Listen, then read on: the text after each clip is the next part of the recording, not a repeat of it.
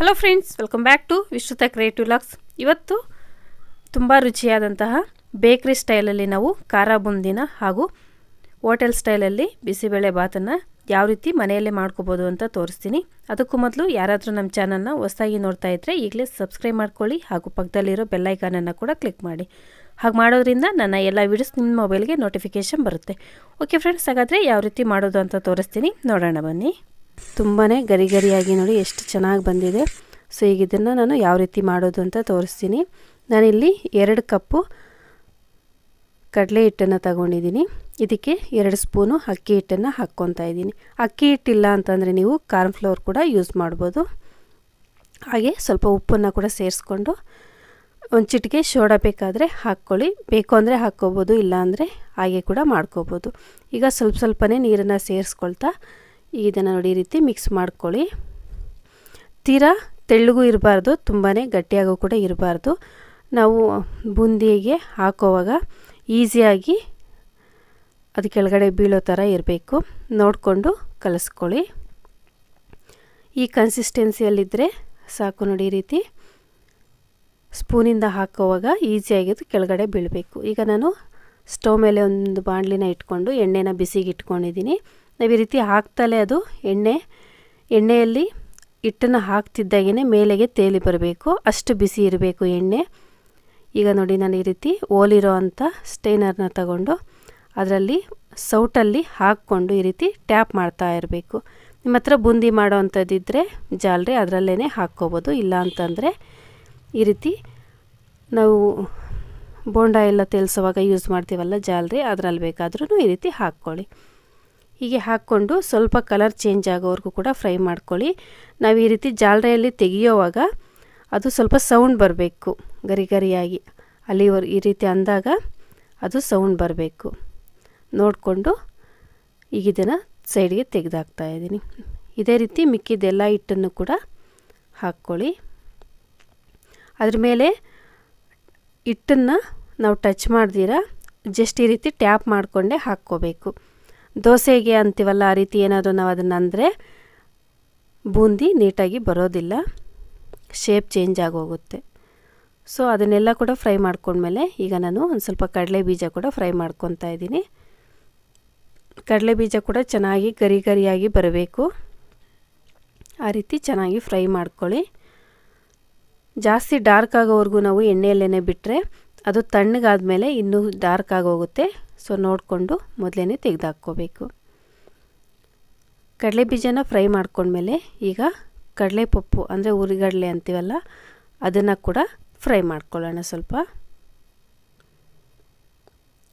ಇದು ಕೂಡ ಚೆನ್ನಾಗಿ ಗರಿ ಗರಿಯಾಗಿ ಬರಬೇಕು, ಆ ರೀತಿ ಫ್ರೈ ಮಾಡ್ಕೊಳ್ಳಿ.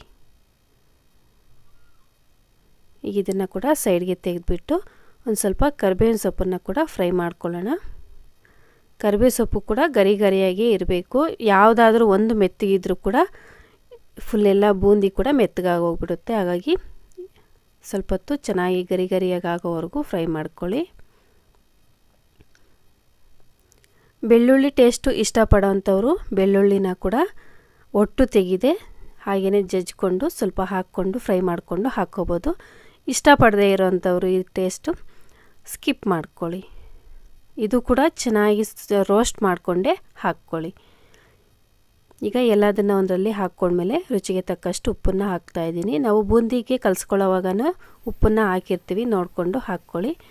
ಹಾಗೆ ಸ್ವಲ್ಪ ಚಿಲ್ಲಿ ಪೌಡರ್, ಖಾರ ಕೂಡ ಹಾಕ್ಕೊಂಡು ಮಿಕ್ಸ್ ಮಾಡ್ಕೊಳ್ಳಿ. ಬೇಕು ಅಂದರೆ ಜೀರಿಗೆ ಕೂಡ ಒಂಚೂರು ಹಾಕ್ಕೋಬೋದು ಪೌಡರ್ನ.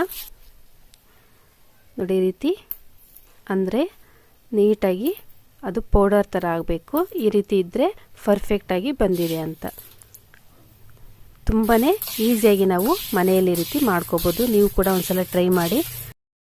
ನೆಕ್ಸ್ಟ್ ನಾವು ಬಿಸಿಬೇಳೆ ಬಾತನ್ನು ಹೋಟೆಲಲ್ಲಿ ಸಿಗುವಂತಹ ಟೇಸ್ಟು ಮನೆಯಲ್ಲೇ ಕೂಡ ಯಾವ ರೀತಿ ಈಸಿಯಾಗಿ ಮಾಡ್ಕೋಬೋದು ಅಂತ ಈಗ ನೋಡೋಣ. ಯಾವ ರೀತಿ ಮಾಡೋದು ಅಂತ ತೋರಿಸ್ತೀನಿ. ಮೊದಲಿಗೆ ನಾನೊಂದು ಕುಕ್ಕರನ್ನು ತಗೊಂಡು 1 ಗ್ಲಾಸು, ನೋಡಿ ಈ ಗ್ಲಾಸಲ್ಲಿ 1 ಗ್ಲಾಸು ಅಕ್ಕಿನ 3/4 ಭಾಗ ಬೇಳೆನ ತಗೊಂಡಿದ್ದೀನಿ. ನೀವು ಬೇಕಂದರೆ 1 ಗ್ಲಾಸ್ ಅಕ್ಕಿಗೆ 1 ಗ್ಲಾಸು ಬೇಳೆ ಕೂಡ ಹಾಕ್ಕೋಬೋದು, ತೊಗರಿಬೇಳೆ. ಈಗ ಇದನ್ನು ಒಂದು ಸಲ ಚೆನ್ನಾಗಿ ತೊಳ್ಕೊಬಿಟ್ಟು ನಾನು ಇದಕ್ಕೆ 6 ಗ್ಲಾಸು ನೀರು ಹಾಕ್ತಾಯಿದ್ದೀನಿ. ಬಿಸಿಬೇಳೆಬಾತು ಯಾವಾಗಲೂ ಕೂಡ ತೆಳ್ಳಗೆ ಇರಬೇಕಲ್ವ, ಹಾಗಾಗಿ ನಾವು ನಾರ್ಮಲ್ಲಾಗಿ ರೈಸ್ಗೆ ಇಟ್ಟಾಗ ಒಂದಕ್ಕೆ 2 ಗ್ಲಾಸ್ ನೀರು ಹಾಕ್ತೀವಿ. ಸೊ ಈಗ ಅಕ್ಕಿ ಮತ್ತು ಬೇಳೆ ಎರಡು ಕೂಡ 2 ಗ್ಲಾಸ್ ಇದೆ, ಹಾಗಾಗಿ ನಾನು 1 to 3 ಹಾಕ್ತಾಯಿದ್ದೀನಿ. 1 ಗ್ಲಾಸ್ಗೆ 3 ಗ್ಲಾಸ್ ನೀರು ಅಂದರೆ 6 ಗ್ಲಾಸ್ ನೀರನ್ನು ಹಾಕ್ಕೊಂಡಿದ್ದೀನಿ. ಸ್ವಲ್ಪ ನುಗ್ಗೆಕಾಯಿನ ಕಟ್ ಮಾಡಿ ಹಾಕ್ಕೊತಾ ಇದ್ದೀನಿ, ಸ್ವಲ್ಪ ಬೀನ್ಸು, ಸ್ವಲ್ಪ ಕ್ಯಾರೆಟು. ತರಕಾರಿ ಒಂದು ಸ್ವಲ್ಪ ಕಡಿಮೆನೇ ಹಾಕ್ಕೊಳ್ಳಿ. ಹಾಗೆಯೇ ಸ್ವಲ್ಪ ಹಸಿ ಬಟಾಣಿ ಹಾಕ್ಕೊತಾ ಇದ್ದೀನಿ. ನೀವಿನ್ನೂ ಬೇರೆ ತರಕಾರಿ ಬೇಕು ಅಂದರೂ ಕೂಡ ಹಾಕ್ಕೋಬೋದು. ಈಗ ರುಚಿಗೆ ತಕ್ಕಷ್ಟು ಉಪ್ಪನ್ನು ಹಾಕ್ಕೊಂಡು ಈಗ 2 ವಿಸಿಲ್ ಹಾಕ್ಸ್ಕೊಂಡು ಇದನ್ನು ಕುಕ್ಕರನ್ನು ಕೂಗಿಸ್ಕೊಳ್ಳೋಣ. 2 ವಿಸಿಲ್ಗೆ ತರಕಾರಿ ಅನ್ನ ಕೂಡ ಆಗಿರುತ್ತೆ. ಅದು ಕುಕ್ಕರ್ ವಿಸಿಲ್ ಬರೋಷ್ಟೊತ್ತಿಗೆ ನೋಡಿ, ಒಂದು ನಿಂಬೆಹಣ್ಣು ಗಾತ್ರದ ಹುಣಸೆಹಣ್ಣನ್ನು ತೊಳೆದ್ಬಿಟ್ಟು ಒಂದು ಸಲ ನೀರಲ್ಲಿ ನೆನೆಸಿಟ್ಟಿದ್ದೀನಿ. ಈಗ ನಾವು ಮಸಾಲೆನ ರೆಡಿ ಮಾಡ್ಕೊಳ್ಳೋಣ. 2 ಸ್ಪೂನಷ್ಟು ಧನಿಯಾ ಹಾಕ್ಕೊತಾ ಇದ್ದೀನಿ. ನಾನು ಈ ಮಸಾಲೆ ಎಲ್ಲ ಕೂಡ ಈಗ ನಾನು ಇಟ್ಟಿರೋ ರೈಸ್ಗೆ ಎಷ್ಟು ಬೇಕೋ ಅಷ್ಟನ್ನು ಮಾತ್ರ ಹುರಿತಾ ಇದ್ದೀನಿ. ನೀವು ಕ್ವಾಂಟಿಟಿ ಜಾಸ್ತಿ ಮಾಡಿದಾಗ ಮಸಾಲೆ ಕೂಡ ಕ್ವಾಂಟಿಟಿ ಜಾಸ್ತಿ ಮಾಡ್ಕೊಳ್ಳಿ. 2 ಸ್ಪೂನ್ ಧನಿಯಾ ಹುರ್ಕೊಂಡು ನಂತರ 1 ಸ್ಪೂನು ಕಡಲೆಬೇಳೆನ ಹುರ್ಕೊತಾ ಇದ್ದೀನಿ. ನಾರ್ಮಲ್ ಮೀಡಿಯಮ್ ಸ್ಪೂನಲ್ಲಿ 1 ಸ್ಪೂನು, ಹಾಗೆ 2 ಸ್ಪೂನು ಉದ್ದಿನಬೇಳೆನ ಹಾಕ್ಕೊತಾ ಇದ್ದೀನಿ.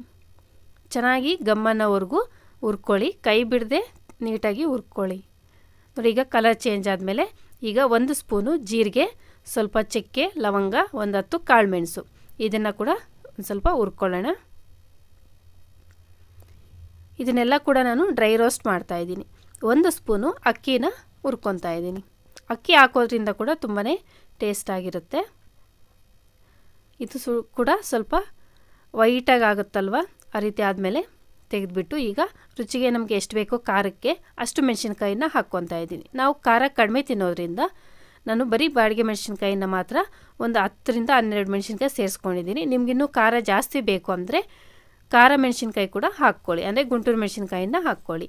ಈಗ 2 ಸ್ಪೂನು ಒಣಕೊಬ್ಬರಿನ ಕೂಡ ಹಾಕ್ಕೊಂಡು ಇದನ್ನು ಕೂಡ ಸ್ವಲ್ಪ ಹುರ್ಕೊಳ್ಳಿ. ನಾನು ಆಲ್ರೆಡಿ ಸ್ಟವನ್ನು ಆಫ್ ಮಾಡಿಬಿಟ್ಟು ಇದನ್ನು ಹುರಿತಾ ಇದ್ದೀನಿ. ಬಾಣಲಿ ಬಿಸಿ ಇರುತ್ತಲ್ವ, ಅದೇ ಬಿಸಿಗೆ ತೆಂಗಿನಕಾಯಿನ ಹುರ್ಕೊಂಡ್ರೆ ಸಾಕು. ಈಗ ಇದನ್ನೆಲ್ಲ ಕೂಡ ಚೆನ್ನಾಗಿ ತಣ್ಣಗಾದ್ಮೇಲೆ ಇದನ್ನು ನುಣ್ಣಿಗೆ ಮಿಕ್ಸಿ ಮಾಡ್ಕೊಬರೋಣ. ನಿಮಗೇನಾದರೂ ಇದು ರೆಡಿಯಾಗಿ ಪೌಡರ್ನ ಮಾಡಿಟ್ಕೋಬೇಕಂದ್ರೆ ಇದೇ ಕ್ವಾಂಟಿಟಿಯಲ್ಲಿ ಸ್ವಲ್ಪ ಜಾಸ್ತಿ ಮಾಡ್ಕೊಳ್ಳಿ. ಅಂದರೆ ಈಗ ಯಾವುದೇ ನಾನು ಎಷ್ಟೆಷ್ಟು ಹೇಳಿದ್ದೀನೋ 1 ಸ್ಪೂನ್ ಹೇಳಿರೋದು 2 ಸ್ಪೂನು, 2 ಸ್ಪೂನ್ ಹೇಳಿರೋದು 4 ಸ್ಪೂನು, ಈ ರೀತಿ ಮಾಡಿಕೊಂಡು ನೀವು ನೀರೇನು ಹಾಕ್ತೀರಾ ಚೆನ್ನಾಗಿ ಪೌಡರ್ ಮಾಡಿಟ್ಕೊಂಡು ಹಾಗೆ ಕೂಡ ಇಟ್ಕೊಂಡು ಯೂಸ್ ಮಾಡ್ಕೋಬೋದು. ನಾನೀಗ ಒಂದು ಟೈಮ್ಗೆ ಮಾತ್ರ ಮಾಡ್ತಾ ಇರೋದ್ರಿಂದ ನಾನು ನೀರನ್ನು ಹಾಕ್ಕೊಂಡು ಚೆನ್ನಾಗಿ ರುಬ್ಕೊಬಂದಿದ್ದೀನಿ.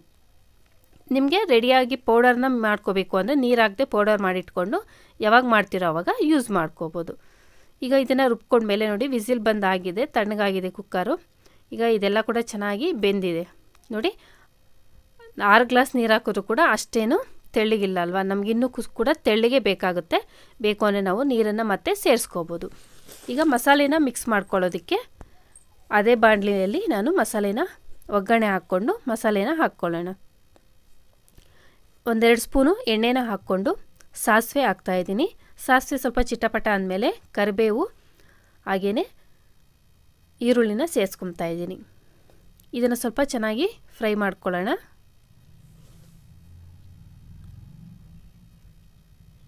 ಈರುಳ್ಳಿಗೆ ಸ್ವಲ್ಪ ಚೆನ್ನಾಗಿ ಫ್ರೈ ಮಾಡ್ಕೊಳ್ಳಿ.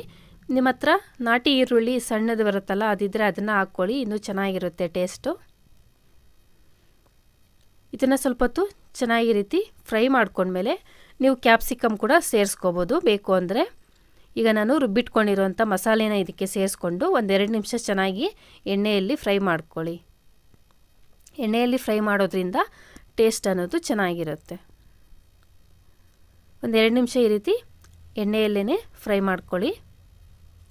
ನಂತರ ನೀವು ಹುಣಸೆಹಣ್ಣನ್ನು ನೆನೆಸಿಟ್ಟಿದ್ದೀವಲ್ವ ಅದನ್ನು ಚೆನ್ನಾಗಿ ಕಿವುಚ್ಬಿಟ್ಟು ಅದರ ರಸನ ಈಗ ಹಾಕ್ಕೊಳ್ಳೋಣ.